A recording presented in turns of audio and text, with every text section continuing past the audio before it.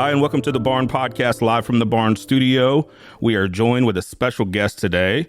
We have Dr. Scott Bonn on the line with us. Doctor, how are you? Doing well. Thank you for inviting me. Professor of Criminology and Sociology. You're going to be coming into our town, St. Louis, Missouri, with your Serial Killers and Why They Captivate Us tour, Friday, May 19th. We're looking forward to having you in town, Doc. Well, thank you so much. I'm excited to come there and bring the show to the people in your town. What is our obsession with serial killers? Well, that's the million-dollar question. Right. What the show is all about. But let me just give you a couple of top-line thoughts. I think it has to do with the fact that serial killers have become almost larger than life in our pop culture. When you mention Ted Bundy, Jeffrey Dahmer, the Zodiac Killer, names like that, they're almost larger than life. And I think that there's a fascination for many of us with things that are frightening and potentially lethal that are larger than life, because we want to try to understand it. We want to try to make sense of it. And if we can understand it, then maybe it's not quite so frightening after all. For the listening audience, can we, define, I guess, what a serial killer is? Because I think sometimes there's some misconceptions, and then obviously, mass murders and things like that. So could you give us like a clear definition on what a serial killer is? Yeah, absolutely. According to the FBI, they clarified this in 2005. It's an individual who kills two or more people in separate events where there's a separation of time between those two events. So it's pretty simple. It's pretty straightforward. And up until the 1970s, serial killers were not very well understood, and they were lumped together with mass murderers. And we know today that a mass murderer, someone like a Columbine shooter, or I live in Las Vegas, the October 1st murders a few years ago here, in the casino in Las Vegas. That's a one-time event. And the motivation for somebody who wants to kill a large number of people in a single event, and they often want to go out in their own sort of blaze of glory, make a statement. The motivations for that is very different from someone who wants to kill repeatedly. The person who wants to kill repeatedly, a serial killer, has almost a hunger for it. It's almost like a visceral need that they need to feed time and time again, and they have no desire to stop or get caught. Whereas a mass murderer is an individual who is usually driven by anger and a sense of retribution, and they will often die at the scene of the crime. About 50% of the time they die at the scene of the crime. So would you say maybe the motivation is what sort of separates, one of the defining features that separates the two? Without a doubt, their motivations are completely different. A serial killer has no desire to get caught, has no desire to stop killing, where the mass murderer is making a statement, and it's usually a one-time statement, and often even a fatalistic statement, as I said, because they're oftentimes suicidal. They want to die at the scene of the crime. Can you also clear up some myth busters about serial killers? I know, the media has played a big part in what we, I think, as a general population, what we think about serial killers, but it's actually pretty rare and a low percentage of what actual murders. Yeah, absolutely. So many people who grew up on, for example, Dexter or Silence of the Lambs, think of a young white male who is perhaps a loner and a bit dysfunctional and a little awkward, for example, like the Tooth Fairy or Buffalo Bill in the Silence of the Lambs movie. And that's a stereotype. And are there and have there been serial killers who fit into that category? Yes, there have been. For example, Joel Rifkin, who was a prolific serial killer in New York State, killed prostitutes and runaways, would fit into that category. But then you have others that are very different. You have family men like Dennis Rader, who called himself Bind, Torture, Kill, who went for years and years undetected and blended right in. You have Ted Bundy, who was the toast of the town. He was very well respected. He was in politics. Women were very drawn to him, very charismatic. Wayne Gacy, also very successful businessman. So they're not necessarily these dysfunctional loners that hide in the fringes of society. Not at all. And they come of every race, every ethnic group. There are female serial killers. There are brilliant serial killers, and there are not so intelligent serial killers. So you mentioned the as far as just the number, because of all the media attention that they get. You would think, and I've had people tell me, I'll bet 25% or 30% of all murders are committed by serial killers. The reality is never more than 1% of all homicides annually in the United States are committed by serial killers. So I actually like to compare and frequently compare serial killers to our fascination with great white sharks, because they have three things in common. They're both rare, exotic, and deadly. And therein lies part of the fascination, that they are rare, exotic, and deadly. And kind of one of the things you always hear with the shark bites and the shark attacks was based on Jaws, right? Because Jaws was so popular and such a popular movie that it sort of changed maybe the conceptions that we had in our mind about going to the beach or going to the ocean. That's right. That's absolutely true. People didn't go to the beach for years after Jaws came out. And it's interesting, and I think people might say, how can you compare sharks to serial killers? Well, in terms of our fascination with them as a society, they do run parallel. Thanks to the Discovery Network, television network, we celebrate a Shark Week every year. And thanks to the Oxygen television network, we now have a Serial Killer Week every year. So you can see how they really, really are both very much of our popular culture and part of our everyday language. And do you think that that's growing? Like with the popularity of Netflix and something like the miniseries of Dahmer on Netflix and some of the documentaries that they do on there, do you feel that fascination is growing? Oh, I think the mere fact that you see all of these new outlets emerging all the time is pretty solid evidence of exactly that. I mean, you think about it. Netflix is, of course, they've got so many other types of content as well, but it's certainly full of true crime. And then you have networks like HLN, Oxygen, Investigation Discovery, and of course Court TV that are just 24/7 true crime. That's all it is. And then you've got the granddaddies, of course, like 48 Hours and Dateline in 2020 on the regular television networks. So I would say without a doubt the appetite for this true crime programming is growing. So I have to ask you, do you find yourself indulging in those types of things, those types of entertainment shows or miniseries or whatever it might be?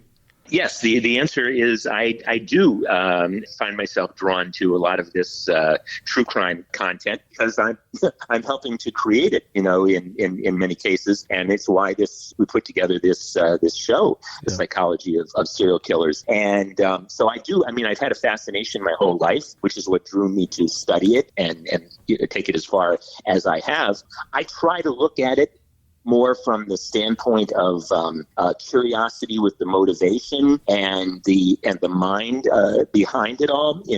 I'm not a fan of like the gory programming or the violent programming per se. I'm far more interested in the motivations behind it, what drives these individuals to do what they do.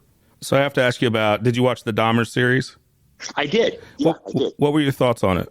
Well, I do think that it was, given the fact that it was a fictionalized depiction of reality, I think it was pretty well done. I thought that it was, what I know, I never interviewed Dahmer, but what I know about Dahmer, what I've studied about Dahmer, I think it was fairly accurate. The one thing that I was a bit unhappy about when I heard that the producers and the director had not dealt or contacted the survivors of the Dahmer's murders or the families in any way. I thought that was inappropriate because it was very much that series was told from the perspective of survivors and victims, and the fact that they didn't reach out to those individuals and get them involved, I thought was not only a missed opportunity, but really inappropriate.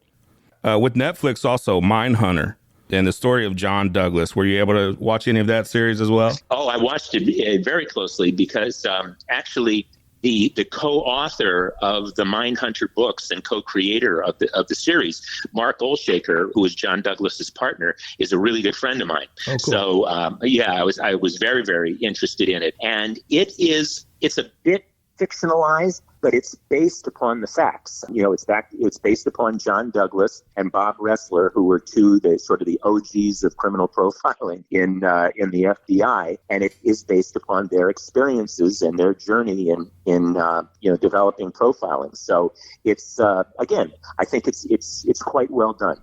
And so with the profiling, do you feel like we're getting better at it? Are we, is the science getting better on profiling and limiting the amount of damage that serial killers are able to do? Yes. The short answer and the definitive answer is yes. The number of serial killers is way down from the 1970s and 1980s. In fact, the peak of serial killers documented in the United States was in the 1980s, and it's way down since then. A lot of it has to do, thanks to Douglas and Ressler and others, what they have learned about serial killers through their research and able to detect them and apprehend them earlier on. And then, of course, forensic science, things like DNA that now enable them to link these individuals and detect these individuals in ways that they weren't before. Some of them, for example, the Golden State Killer was recently caught as a result of DNA, and that had been a cold case or an open case for a very, very long time. So one of the reasons that I believe that the number of serial killers is down is not only due to this technology, but I have a feeling it's hard to succinctly provide evidence of this, but I believe that individuals are being caught now after their first murder before they even have an opportunity to go on to become serial killers, because the numbers are down dramatically in the last couple of decades. And part of that profiling is, to categorize, right? And yes. With serial killers, I know that there's organized serial killers and disorganized. Can you explain to the listening audience what those two terms mean? Yeah, absolutely. And another friend of mine, his name is Roy Hazelwood. I want to give a shout out to him. He's sadly, he passed away a few years ago. Had a brilliant mind. He worked with Douglas and Ressler, and he came up with this way of categorizing serial killers' crime scenes, and either organized or disorganized. So an organized serial killer would be somebody like a Ted Bundy, who would apprehend an individual, take them somewhere else to kill them and do whatever terrible things he wanted to do with them. And then there would be even a third crime scene where he would take the body and very meticulously dispose of that body, try to hide it or conceal it. That type of serial killer who has the wherewithal, the cunning, the intellect to do that is very different than a serial killer like Jack the Ripper, to use an old analogy or an old example, who just strikes like an animal, kills them in the heat of passion, and then just leaves the body there where it falls, and no attempt whatsoever to conceal the body. And so you can tell if you have a serial killer who's striking, as I said, like Jack the Ripper, and just leaving bodies there slashed right where they drop after he kills them. That's a very, very different individual intellectually, psychologically, in terms of personality and behavior, than a meticulous individual like Ted Bundy, who goes to long extremes to try to hide the bodies. Somebody like the BTK killer, from his very first victim to the time that he was caught, was many, many years. What type of category would he fall in? Oh, he was definitely very organized, very meticulous, very organized. He made some mistakes along the way, but in terms of categorizing him, he would definitely be an organized killer, and he falls into a subset which are called power control killers, and that gets to the actual motivation. What was driving him? What was the thing that was making him kill, and what was he looking for? What satisfaction did he get out of killing? In the case of BTK, and also in the case of Ted Bundy, to link those two, it was about the domination of another human being, the desire to control life and death and completely dominate another human being. There might have been some sexual motivations there as well, and I think there were, but that was secondary to the need to dominate and control. And the reason that I say that, I actually asked Dennis Rader, BTK, what was the moment that he lived for? Like when he was killing, what is it that really gave him the ultimate satisfaction? And he said He was a strangler. And he said, as I put my hands around her throat, because it was usually her, and I squeezed the life out of her, as I saw the light in her eyes die, I knew I was God. And that's what I was living for. So in his mind, I mean, how grandiose is that? He thought he was God. And what were those communications like with him? What was he like? How did you find him? How did you find him as a person?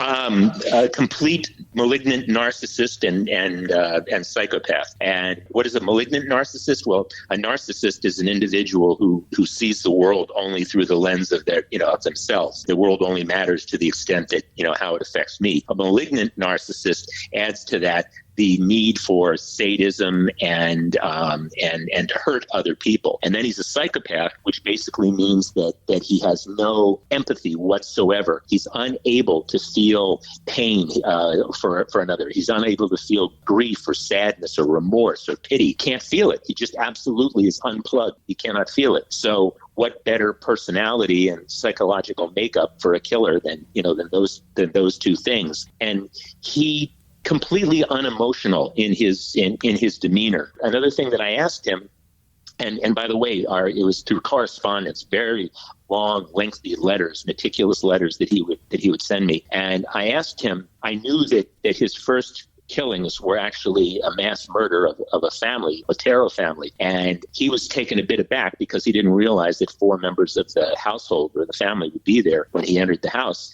But he very patiently, I'll use the word patiently, convinced them that he was not there to hurt anyone. He was just going to rob them. So they allowed themselves to be tied up, taken into different rooms because he assured them that he would not hurt them. Well, once he had them secured, he tortured and did very terrible things and killed each one of them.